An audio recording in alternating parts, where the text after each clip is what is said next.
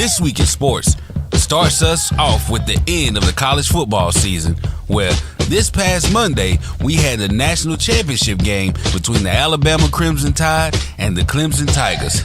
And man, woo, Alabama, you got your ass whipped. Listen, Clemson beat Alabama worse than those cops beat Rodney King. Nah, they beat Alabama's ass worse than my mama used to beat me when I used to be quote-unquote acting grown. Nah, Clemson beat Alabama's ass worse than Diamond did running when she tricked Ebony into being the only girl dancing at Junior's bachelor party. God damn. Oh, you gonna be alright, Ronnie? Girl, it look like you got your ass whipped. Now, did you at least pinch the bitch? Listen, it was fireworks from the beginning of this game when Clemson took an interception by Tua Tagovailoa to the house for a pick six, and man, it was on from then. They beat Alabama's ass from pillar to post. Look, I ain't seen Alabama get beat this bad since the goddamn Civil Rights Act of 1964.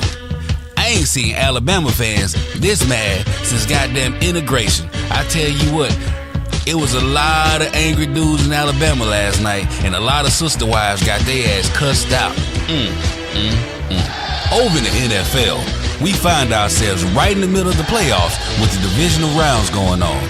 But no, all the talk and attention is not on that. Everybody is focusing on the Steel City soap opera, or as my grandma liked to say, the stories. Over with the Pittsburgh Steelers.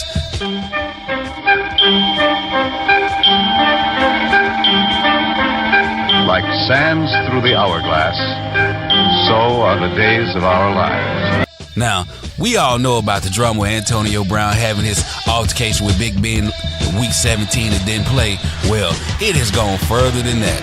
So, Antonio Brown is doing this thing, and sportscaster Ryan Clark came out and said that, hey, Pittsburgh need to do the right thing. They need to get rid of Antonio Brown. He's a distraction. He's causing problems in the locker room. Oh, well, Antonio didn't take too kindly to that shit, and he had some choice words for Ryan Clark, namely calling him an Uncle Tom. Let me just say, first of all, if you're gonna call him something, at least use the right word. Uncle Tom wasn't a bad guy. He was actually a hero, very sympathetic to black people in Harriet Beecher Stowe's book, Uncle Tom's Cabin. AB, I think the word you're looking for is a Sambo, but I digress. Anyways, in response to being called a Tom, Ryan Clark had this to say on Twitter, and I quote, "I have a ton of nieces and nephews that I love so much. They call me Ryan. The rest is just the rest. I'll let that be. No one wins here publicly.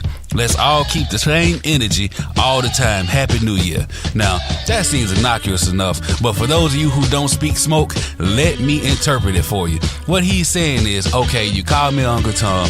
Yeah, I'm an uncle, but not the kind you talking about. I got nieces and nephews who call me uncle, and I love them very much. But all that shit you talking, you better make sure you got your hands together, because when you see me, it's on.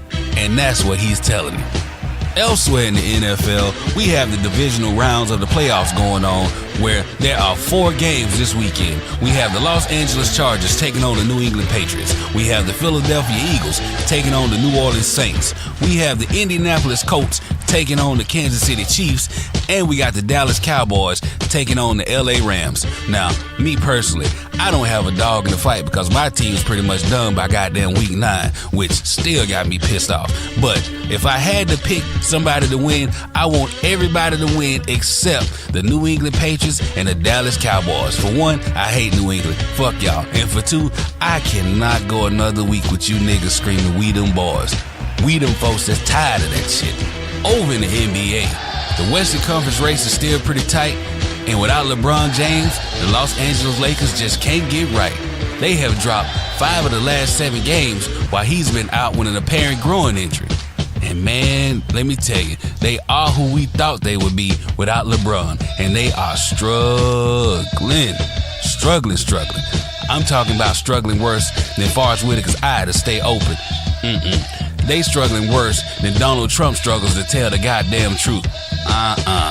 They struggling worse than R. Kelly struggles to keep his hands off of children. Goddamn right. Don't at me. You know that shit's true. But anyways, As of right now, the Lakers find themselves in the 8th spot of the Western Conference, with Bron expected to be back next Thursday against the Oklahoma City Thunder. But in the meantime, the rest of the team better do something and do something fast, because LeBron don't like losing and he will trade your ass. You better ask the niggas up in Cleveland. He don't play around. This week's episode was brought to you by Black with No Chaser Radio and their new morning radio show, Coffee Shop Noir, streaming daily from 7 to 10:30 a.m. Now, usually I don't try to be up that early, but my kid's bad as hell and I ain't got no choice. I'll see you guys next week.